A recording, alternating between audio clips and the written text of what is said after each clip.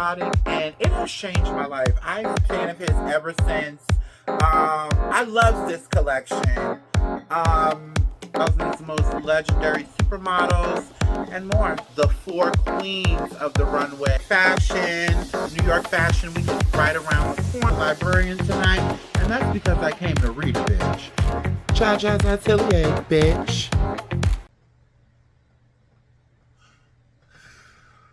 Emergency, emergency, emergency. I am back. Emergency, emergency. Listen, y'all, I had to come back. Listen. This is an emergency episode. Anna Wintour, editor-in-chief at Vogue magazine for the last 37 years, just stepped down yesterday. After 37 years.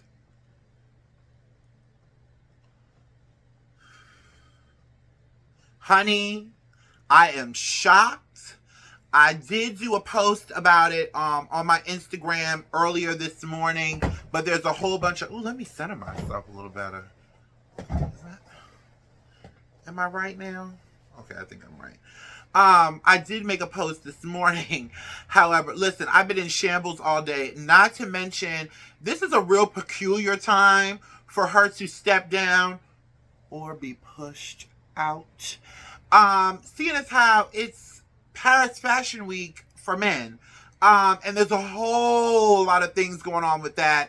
Also, we have to talk about this latest Supreme Court ruling. I will save the drama for the end of the show. Let's get into Anna Wintour. Okay, so like I said, yesterday, in a shocking turn of fashion events, Anna Wintour stepped down as editor-in-chief of American Vogue after 37 years.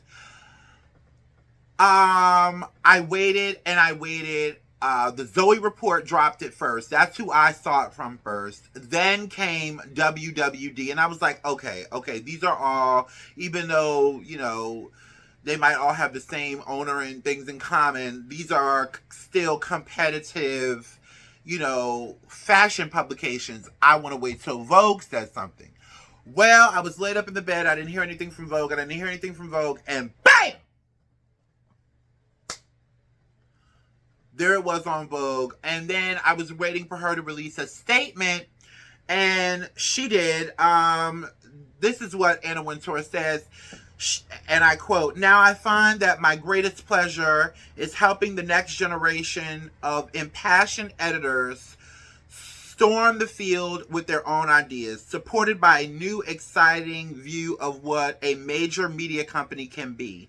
And that is exactly the kind of person we need to now look for to be head of editorial content for US Vogue."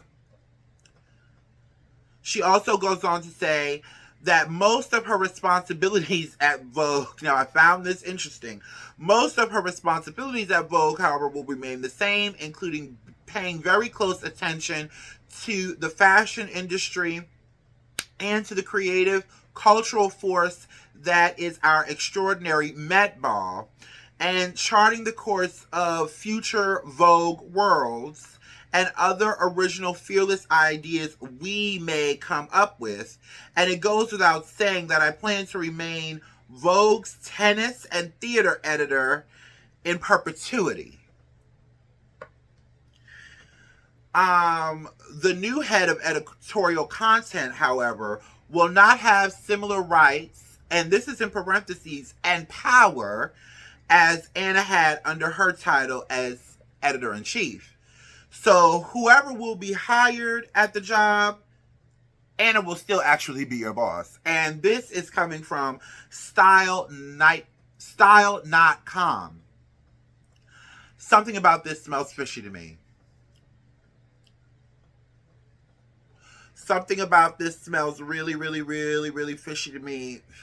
Now, Anna Wintour is a woman of a particular age. Let's ask Google how old she is. Hey, Google, how old is Anna Wintour? Anna Wintour is 75 years old. She's only 75 years old. Okay, it's not like she's a very youthful 75. She doesn't look 75 at all. Um, the first thing that came to mind, I know one of my earrings fell out before the show, and it's right here. I don't feel like picking it up. Don't pay attention.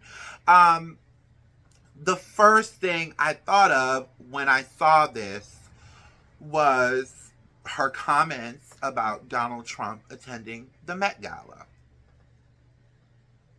And how she was saying that, there's no space for him at the Met Gala and he's really not welcome there.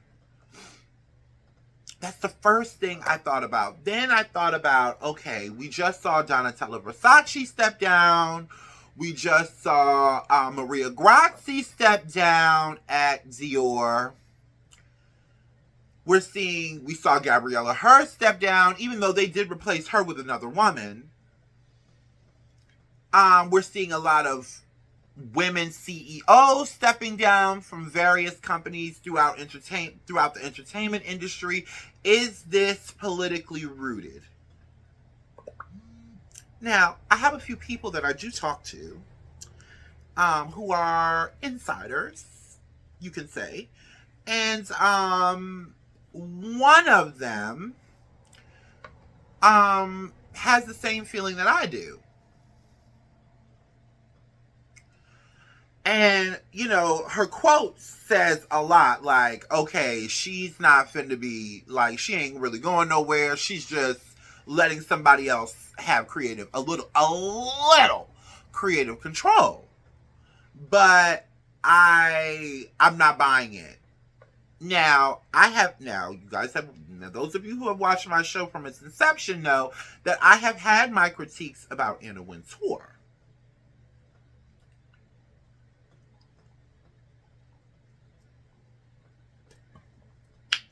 I said it in my reel earlier on Instagram.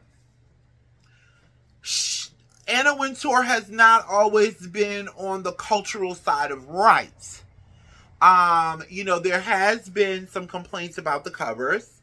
I complained about the latest cover, which has hold on, let me see. Who is this? Hailey Bieber on the cover. She's so forgettable sometimes. I'm sorry, I don't mean any shade by that, but she really is like granola. It's Friday. I'm high. I'm like because I'm going out of town this weekend. I've got stuff over here. I've got stuff over there. So just bear with me, okay? God damn it. Then also, like I said in my reel, the death of Andre Leon Talley could have had a whole lot more recognition than it did. But then there are things that I have to say that she's done absolutely right. I mean, Anna Wintour is Vogue. Let's be clear. But when you do reach a particular age, it is kind of time to pass the baton. We say the same things about the Democrats. When we're talking about government, we're like, okay, we have AOC, we have Jasmine Crockett. Why the fuck are we still listening to the elders like Chuck Schumer or whatever? The same goes for everything. Everybody and everything has its time. And in order to keep the vision fresh and keep the vision going and keep the readers interested, which, by the way, people don't even read anymore. When I first started social media, I was a writer. I wanted to write. I still like to write. But that's not what people necessarily want. People want instant gratification. They don't want to have to sit there and read. I personally enjoy reading a magazine. I can read a magazine from cover to cover in less than an hour. And can tell you what I read, My mom had me on Hooked on Phonics, honey. A-E-I-O-U are vowels. I love to read. And then not only that, the imagery has to be captivating. And after a while, it's like she's been there for 37 years. What more can she do? And I don't want to stifle her or disrespect her by any means. But, it is getting a little stale over there. So, of course, they haven't found her successor yet. And,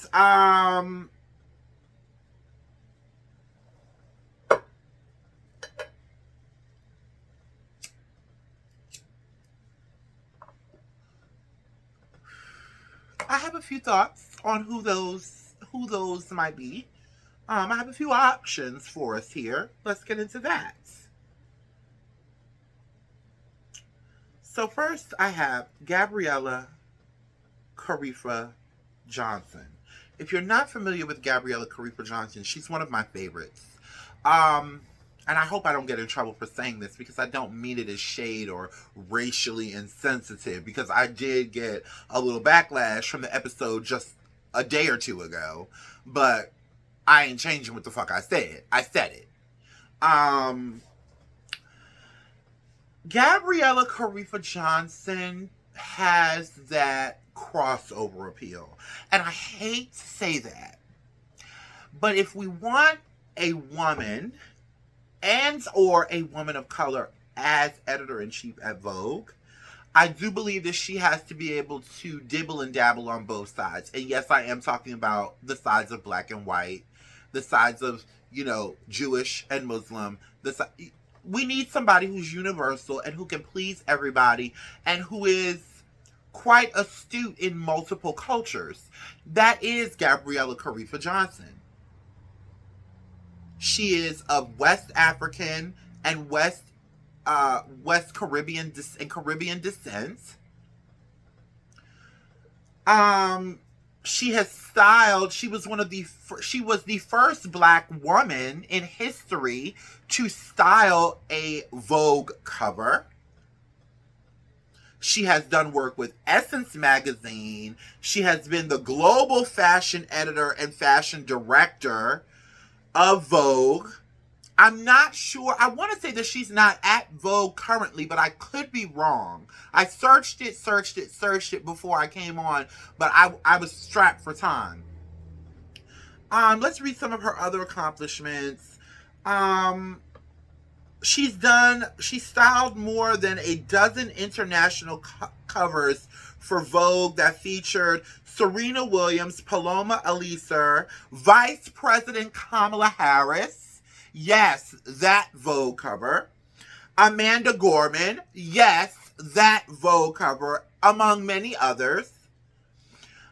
She's also known for her inclusion, breaking barriers, disrupting the status quo to tell a more expansive story about the world that ties into what I just said.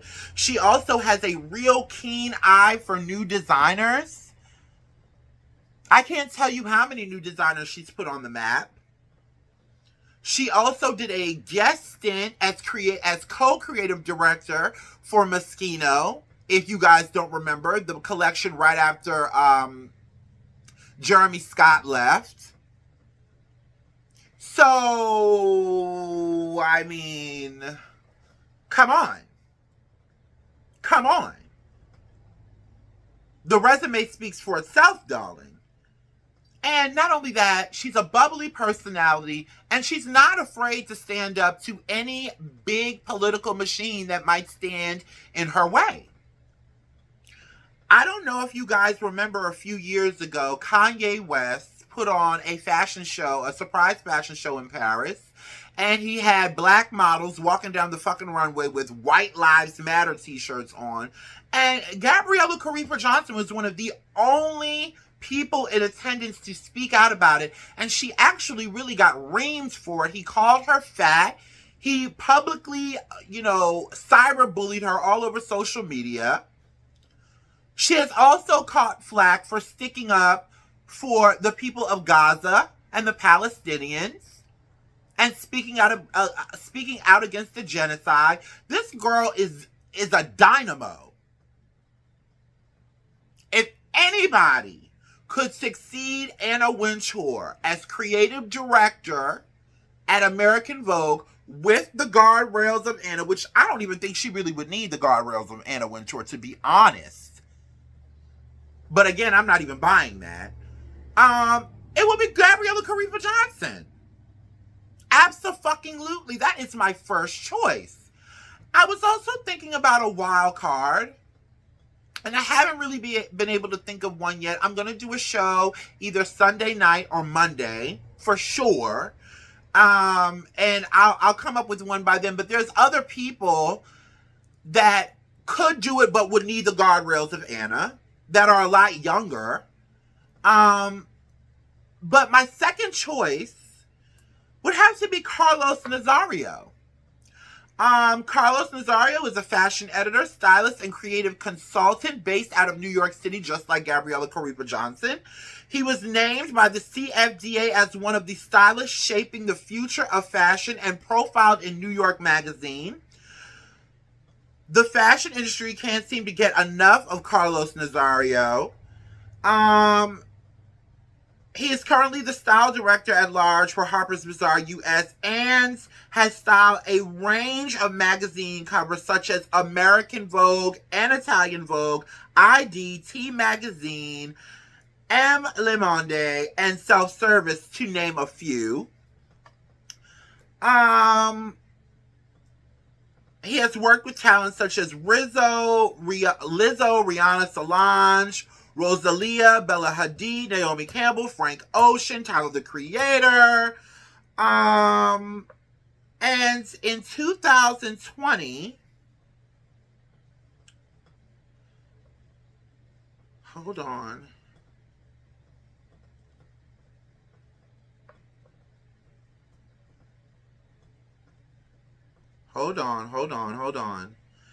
I'm looking through my notes here. Nazario's diverse experiences have given him a layered understanding of design. So him and Gabriella Karepa Johnson have that in common. The only thing that I see a problem with, to me, from what I've seen of him in the general public, he's kind of, very to himself. I don't see him talk a lot. Whereas Gabriella Karepa Johnson has the personality. And I'm sure he has personality too, but it's not outward. Like it's something that, he has to warm up to. He seems like one of those people who has to warm up. And in order to be editor-in-chief at Vogue, I do believe you need that personality. But then again, and Anna Wintour, I'm sorry, but Anna Wintour doesn't have a whole lot of personality, in front of the camera. Hello, my name is Anna Wintour, and we're here. I thought the collection was very nice. I loved everything about it. We're here at the Met Gala, darling. And, she's very subdued, very severe. But she does have a lighthearted spirit. But for the most part, Anna Wintour she's a little frigid. She's a little frigid. And I get that from Carlos Nazario. But if we want to talk about his biggest accomplishments, Nazario was the first stylist to ever style a cover for American Vogue in its 100-year history. Back, I believe, in 2020. And another jewel that he has that a lot of others don't is he has relationships with celebrities.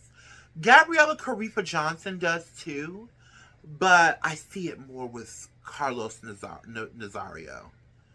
Like deep personal, connections and friendships with celebrities on a, and I hope I'm not being disrespectful, but on a more grand scale than I would say Gabriella Karepa Johnson. Like everybody loves Gabriella, everybody knows who she is, but that close knit, I see that more with the celebrities, between the celebrities and Carlos.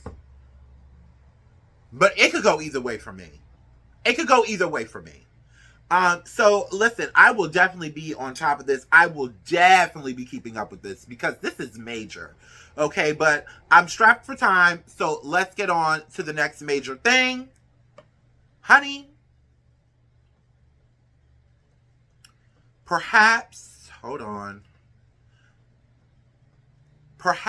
the most anticipated creative director debut in the past 3 years, in my personal opinion.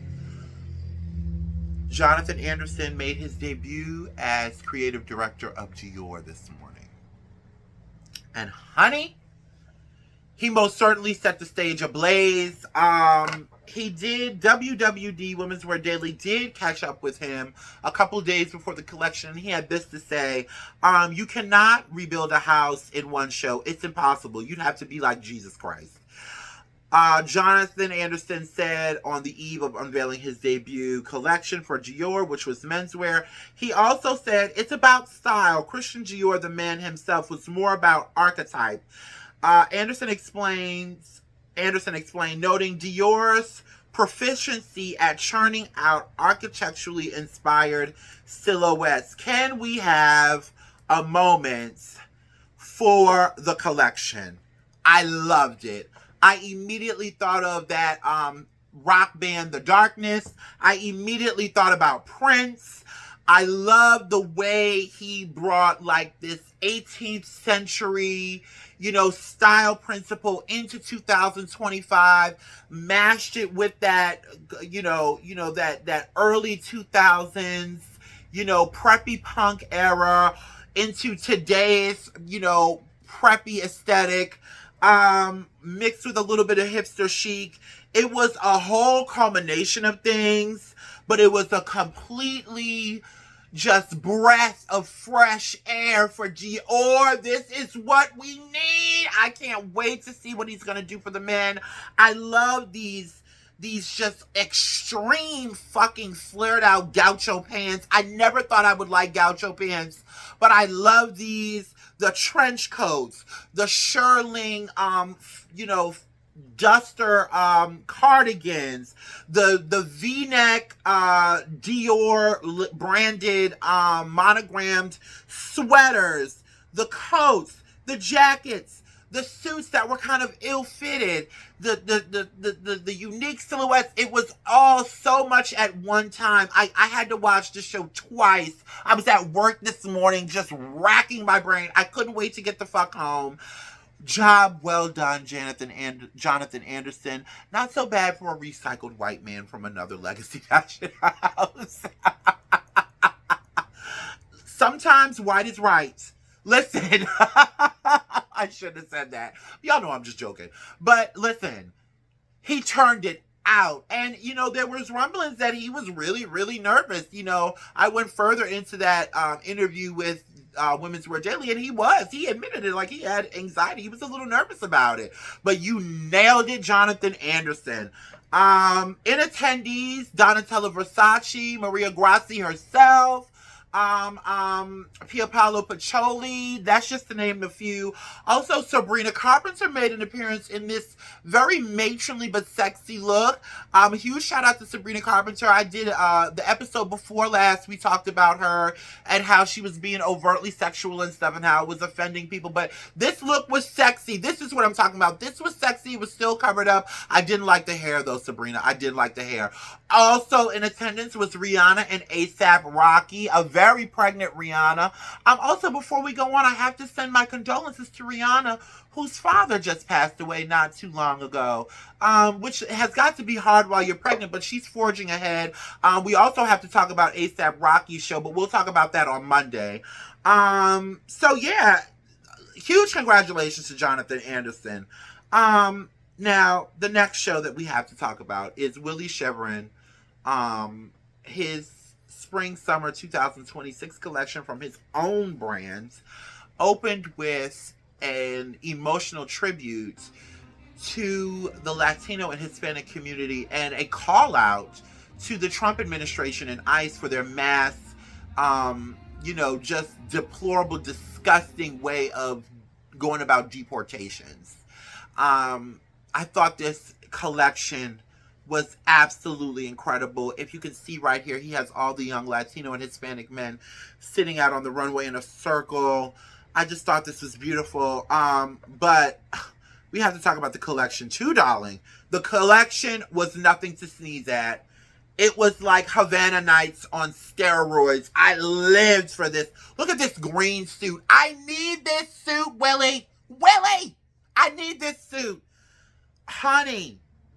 The dresses, it was just so stunning, and I like that he opened the show to set the tone for his stance because that just made that made the moment of the collection being shown that much more sweet. Yeah, I love this. I love this. Huge shout out to Willie Shavaria. I thought this was everything. Everything. And then he closed the show by passing out. His family was in the front row, as you can see here. And he closed the show with giving them flowers, and there was not a dry eye in the house. I believe that's his mother, his grandmother, his grandfather, and I'm not sure who this young man is to the left of his grandfather. It could be his partner. I'm not really sure. I'm not very, very familiar with Willie Chevrier, but I've been hearing more and more about him as the years go on, and my interest has been highly piqued, especially after this collection in Paris. Congratulations. Now, speaking of Willie Chevrier, there's scuttlebutt that he might be going to Fendi, darling. I would love to see it. A lot of people in the comment section were like, oh, this is, and of course they were all white. You know, this racism shit is getting real blatant. I guess y'all ain't scared no more, huh? Trump and Netanyahu got y'all feeling yourself, huh? Okay.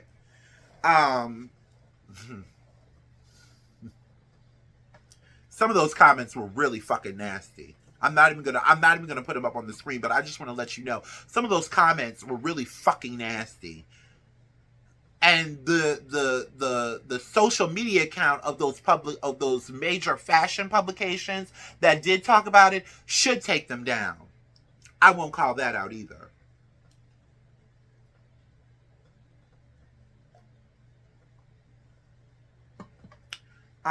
So I told you guys this is going to be a short show today. So moving on from Paris and the Fou La, we have to talk about something a little bit more serious. So this also came down my timeline today.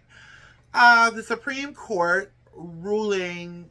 The Supreme in a 6-3 decision on Friday by the Supreme Court, the court limited the scope of nationwide injunctions imposed by lower courts as it pertains to birthright citizenship. Here we go. Now, this is like a state-to-state thing right now, but Pam Bondi, the political pussy popper, the quid quo pro political pussy popper, okay? I don't forget the nicknames I give these bitches. She basically said, "Oh well, in October, if not before, we'll be making a whole ruling on the vast scope of, you know, birthright citizenship, which, by the way, is in the Constitution. But who goes by that anymore, right?" So after the announcement was made a couple of hours ago, Trump had this to say. Let me pull it up here.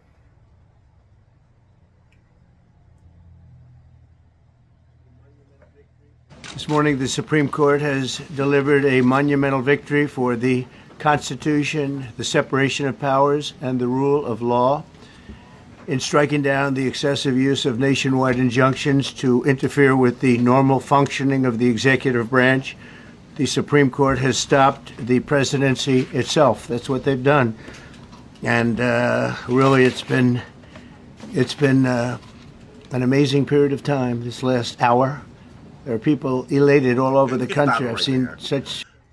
He went on to say that this was not meant, this thing in the Constitution about birthright citizenship it wasn't for everybody. It was just for the babies of slaves. He is so morally, financially, and hygienically corrupt. It's hygienically corrupt. I am sick.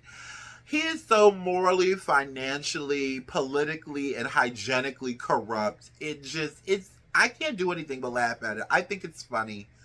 I think it's funny that we in America are letting this go down like this.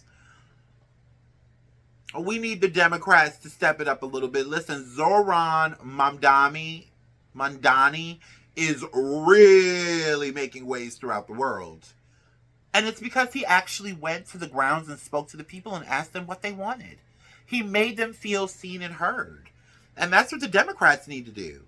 The Democrats need to stray away from this, brick by brick formula that they got going on. Everything has to be precise and everything has to go by the rules. Well, guess what? You're getting ran over by military tanks, bitch, because the other side ain't doing shit that goes by the rules. Hell, they're not even following the Constitution. Hell, they're not even waiting for Congress to approve them attacking a whole nother motherfucking country. They're just sneaking in the middle of the night and doing whatever the fuck they want to do with these bombs and stuff that we're paying for. Listen, this breaks my heart. And also I have to think about my mom. Like, my mom wasn't born here. She's an American citizen and she has been for over 40 years. But what the hell does that mean? What does that mean for me and my brother? What does that mean for my cousins that live here? Because their mama, my aunts, they weren't born here. They weren't born in America. This affects everybody in the long run. And it's funny that he said something about slave babies when they're trying to erase the history of slavery in this country from the textbooks in our public schools. Again, that we pay for. Interesting.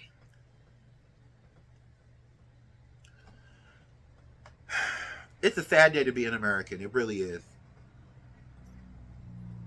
Anyway, guys, I am going out of town this weekend. I'm going to have a good time. Shannon, Desmond, I'm on my way, girl. I'm going to be leaving first thing in the morning, honey. And I will see you guys either Sunday night or Monday. I'm promising you, because we're going to have a whole lot more to talk about. Sorry I had to cut this episode short, but this was breaking news from the Atelier. Thank you and good night.